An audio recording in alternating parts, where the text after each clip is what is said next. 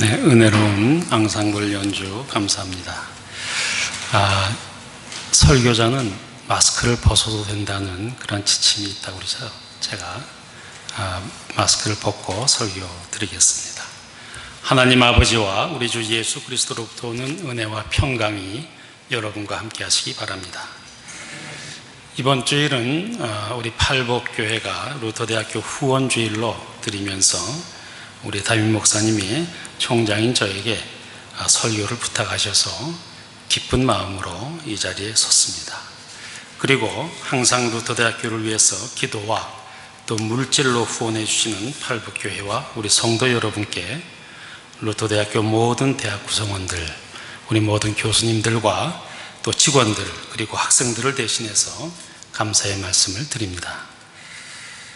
우리 루터대학교는 우리 성도 여러분의 후원에 힘입어서 그동안 학령 인구 감소라든지 또 코로나 사태 등 대학을 둘러싸고 있는 여러 가지 대내외적으로 어려운 교육 환경에도 불구하고 2018년도 대학 기본 역량 진단 평가라는 교육부 주관하에 대학 평가가 있습니다. 여기에서 교육부로부터 자율 개선 대학 최상위 등급이긴 합니다만은 자율 개선 대학으로 선정되어서 작년부터 이제 국가 예산, 국고 지원을 받아서 대학 혁신 지원 사업을 추진하면서 교육 시스템의 선진화, 또 그리고 도서관을 비롯한 교육 시설 개선과 확충에 박차를 기하고 있습니다. 성도 여러분, 우리 루터대학교는 기독교 한국루터회가 목회자 양성을 위해서 1966년 3월에 개원한 루터 신학원을 모체로 설립된 대학입니다. 그리고 무엇보다도 16세기 종교개혁자 마틴 루터의 종교개혁 정신의 전통을 계승하며 발전해온 기독교 대학입니다. 이런 면에서 이 시간 저는 루터대학의 정신적 뿌리인 마틴 루터의 복음적 종교개혁 정신에 대해서 루터의 길이라는 제목으로 말씀드리며 함께 은혜를 나누고자 합니다. 특히 코로나19 사태로 위기를 맞이한 한국교회는 교회의 개혁이 시급하고도 절박하다며 여러 가지 대안들을 각 교단마다 하루가 멀다 하고 제시하고 있습니다.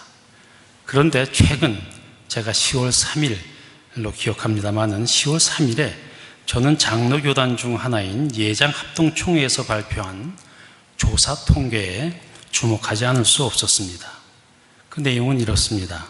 앞으로 우리나라에서 20년 후에 가장 쇠퇴할 것으로 예상되는 종교 가운데 1위가 개신교라는 것이었습니다.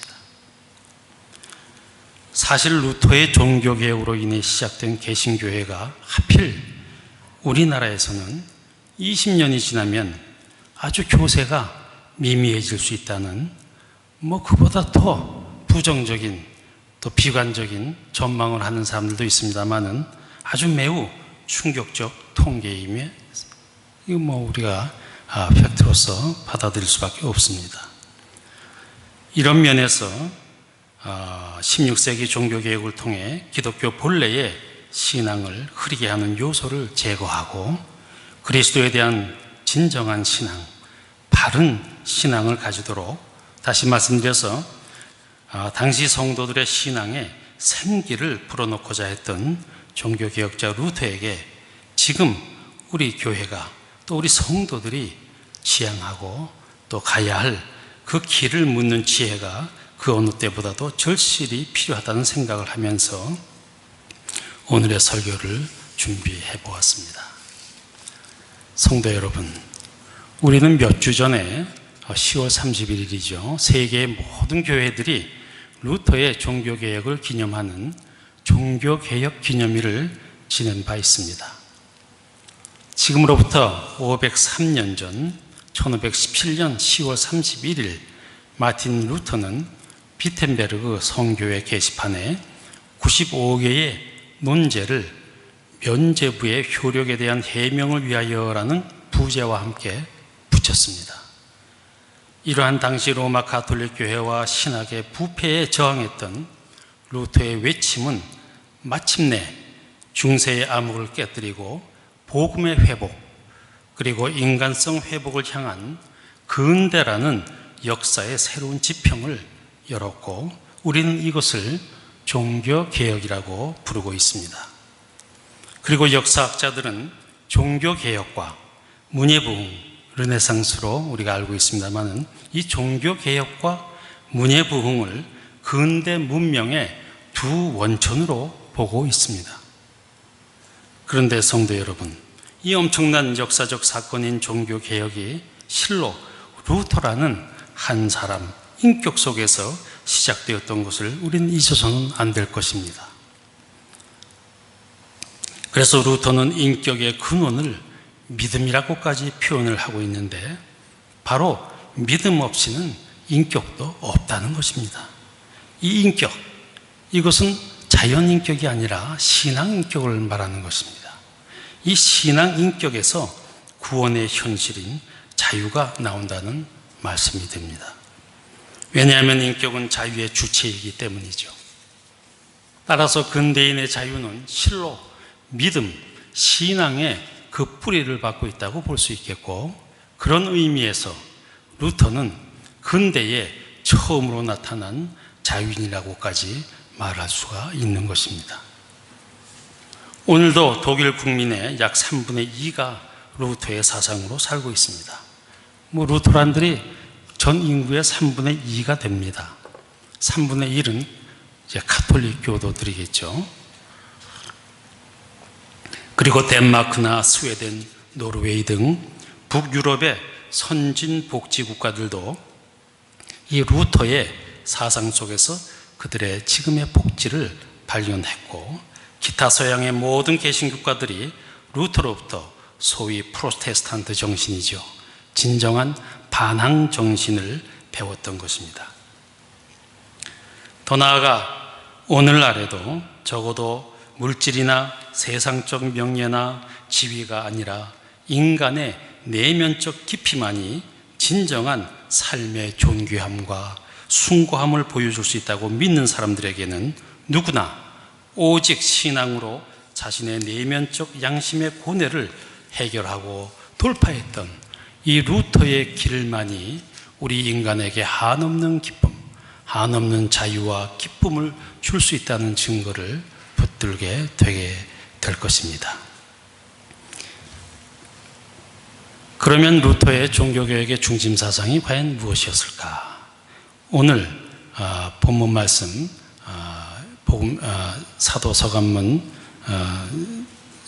로마서 1장 17절 말씀에 증거되었듯이, 첫째는 사람이 하나님께로부터 의로운 사람, 바른 사람이라고 인정받게 되는 것은 오직 신앙으로만 되는 것이지, 그 밖의 도덕적 행위나 공로 등과는 아무런 상관이 없다는 것입니다. 왜냐하면 사실 종교의 본질은 하나님과의 내면적 관계요, 외적인 교회 제도나 전통은 아니기 때문입니다. 그러므로 어떤 교회의 제도나 의식이 하나님과의 바른 관계에 도움이 되지 않거나 심지어 방해가 될 때에는 일체를 배제해야 하며, 특히 사제계급이나 직분은 신분이 아니라 기능을 수행하는 권한이요 능력이기 때문에 사제라는 신분은 본래적일 수가 없으며 누구나 사제가 될 수 있다는 것입니다. 여기서 우리는 루터가 1520년에 발표한 자신의 개혁 논문인 독일 크리스찬 귀족에게 보내는 글에서 선언한 소위 만인 사제론, 만인 제사장론을 떠올리지 않을 수가 없습니다. 왜냐하면 오늘날 교회는 목회자들은 물론 평신도들도 각자의 자리에서 어떻게 스스로 제사장적, 사제적 역할을 감당할 것인가를 고민해야 할 때이기 때문입니다. 루터는 이렇게 천명합니다. 모든 크리스찬은 영적 계급에 속한다. 그들 가운데는 직무상 차별 이외에는 아무것도 없다. 세례와 복음과 신앙만이 우리를 영적으로 되게 하며 동일한 크리스찬이 되게 하기 때문이다. 루터의 주장입니다. 물론 루터가 종교 철학적인 관점에서 모든 사람들이 제사장직을 가지고 있다고 막연히 말하는 것은 아니었습니다. 오히려 기독교 신학적 관점에서는 모든 신자는 사제의 중재 없이 그리스도를 통해서 하나님께 직접 나아갈 수 있다는 주장인 것이며, 루터 당시 교회 개혁의 제1차적 책임자들인 성직자들이 그 책임을 회피하거나 유기하고 도리어 교회 부패와 타락의 원인을 제공하고 있었기 때문에 교회를 살리기 위한 일반 신자들, 평신도들의 역할을 강조했던 것입니다. 그래서 만일 우리가 오늘날 루터의 만인 사제론에 대하여 바르게 이해하려면 무엇보다도 이 만인 사제론은 결코 성직자의 권위나 기능을 폄하하거나 무시하고자 하는 것이 아니라 오히려 모든 크리스찬들이 신앙의 실천적 과제로서 평신도들의 사명을 깨닫는 것이어야 할 것입니다. 또 한 가지 루터의 개혁 사상의 중심을 이루는 것은 성경, 신구약 성경을 하나님의 말씀으로 신앙과 생활의 절대 규범으로 믿는 성소주의라는 것입니다. 이것은 교회의 전승으로 성경을 해석하는 전통주의와는 대립하는 것이죠. 성서야말로 신앙의 중심이 되는 하나님의 은총, 그리고 신앙의 내용이 되는 하나님의 진리를 계시해 주는 하나님의 말씀이라는 것입니다.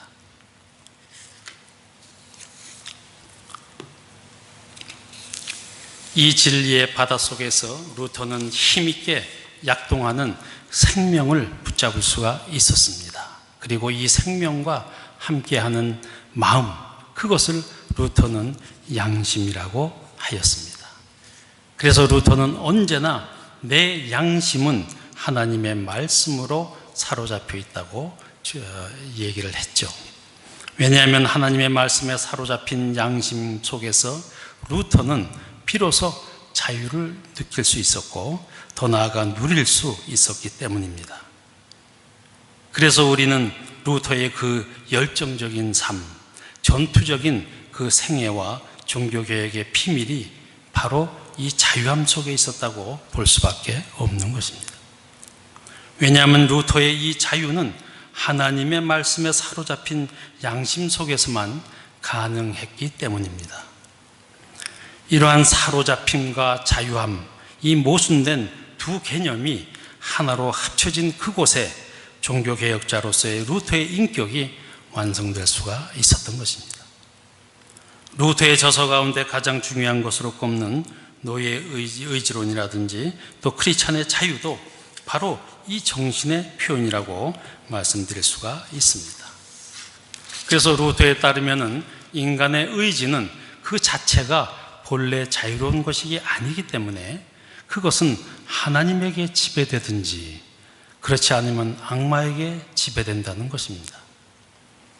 그리고 그리스도인은 모든 것 위에 자유로운 주인으로서 아무 것에도 매여 있지 않고 동시에 크리스찬은 모든 것에 대하여 섬기는 종이며 모든 사람의 종이라는 것입니다.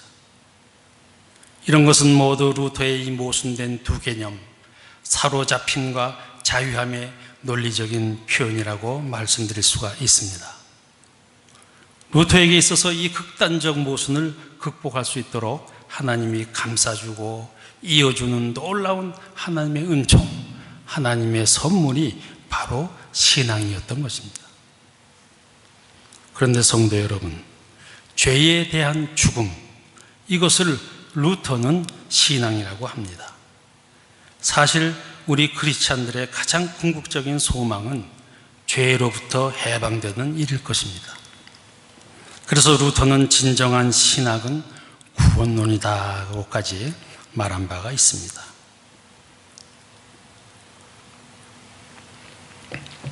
그렇습니다. 죄로부터의 해방, 여기에 루터의 인격이 형성되었고 종교개혁이라는 거대한 사명을 감당할 모든 힘이 솟아나왔던 것입니다. 오직 신앙으로 루터는 세상을 이길 수가 있었고 더 나아가 세상을 초월할 수가 있었고 이 승리와 초월 속에 루터에게는 세상에 대한 자유가 확보되었었고, 또 루터 자신이 세상을 위해서 필요한 자유를 줄 수도 있었다는 말씀이에요. 성도 여러분, 이와 같이 신앙만이, 믿음만이 루터의 종교개혁자로서의 독특한 지위와 사명의 기초가 되었습니다. 사실 루터는 아무런 권위나 권력도 없었지요. 그저 비텐베르그의 신학 교수, 또 일개 사제로서의 그러한 신분밖에 없었습니다. 그 당시에 권력자들이었던 교황이나 대주교, 주교 등과 같은 그러한 교권이라는 것은 있을 수가 없었습니다. 그러나 그의 마음속에는 하나의 힘이 불타고 있었는데, 그 힘은 언제나 하나님의 말씀, 성경과 직결되어 있었던 것입니다. 그래서 루터의 신앙이란 하나님의 말씀, 성경과 직결된 힘을 의미하며 역사의 배후를 꿰뚫고 있는 강한 힘이었습니다. 그리고 루터가 바로 이 힘과 함께할 때에 루터는 위대한 종교개혁의 사명을 감당하였고, 아무것도 두려워하지 않는 한 개인을 넘어선 역사적 자유인이 되었던 것입니다. 그리하여 루터는 당시 그 누구도 감히 비판하거나 거스를 수 없는 권력자 교황을 적 그리스도로 규정하였고, 그들이 행하는 일들이 성경에 위배되는 사악한 이름을 만방에 담대히 선포했던 것입니다. 말씀을 정리합니다. 503년 전 하나님의 말씀에 사로잡힌 루터가 시작했던 종교개혁은 중세의 암흑이 물러가고 근대의 새아침을 알려주는 우렁찬 종소리였습니다. 다시 말씀드리면 하나님의 말씀으로 사로잡힌 양심에 의해서 종교개혁과 같은 새로운 창조, 종교개혁은 새로운 창조였습니다. 이 새로운 창조가 이루어지기 전에는 낡은 권위와 부패한 권력에서 해방되는 자유는 결코 없다는 것입니다. 마지막으로 루터의 대표작으로서 종교개혁 3대 논문 가운데 하나인 크리스찬의 자유에서 그리스도인이 믿음 안에서 누리는 자유에 대하여 언급한 부분을 소개해드리면서 참 그리스도인, 진정한 그리스도인의 정체성을, 과연 그리스도인은 누구일까라는 그 문제를 생각해 보고자 합니다. 그리스도인은 자기를 위하여 사는 것이 아니라 진리와 이웃을 위해서 산다. 믿음으로는 그리스도와 함께, 사랑으로는 이웃과 같이 사는 것이다. 그리스도인은 믿음을 통해서 자기를 넘어서 하나님께 도달하고, 사랑을 통해서 자기를 바쳐서 이웃과 같이 있다. 보라, 이것이 참되고 영적인 크리스찬의 자유이다. 그것은 하늘이 땅보다 높은 것과 같이 이 세상의 어떤 자유보다 한없이 높은 것이다. 바라기는 우리 모두 참 코로나19 사태로 야기된, 또 드러난 교회와 신앙의 위기를 맞이해서 다시금 개혁자 루터의 길을 따름으로써 자신과 가정은 물론 교회와 사회를 날마다 새롭게 변화시키는 개혁의 역사가 이루어지기를 주님의 이름으로 축원합니다. 모든 지각에 뛰어난 하나님의 평강이 그리스도 예수 안에서 너희 마음과 생각을 지키시리라. 아멘.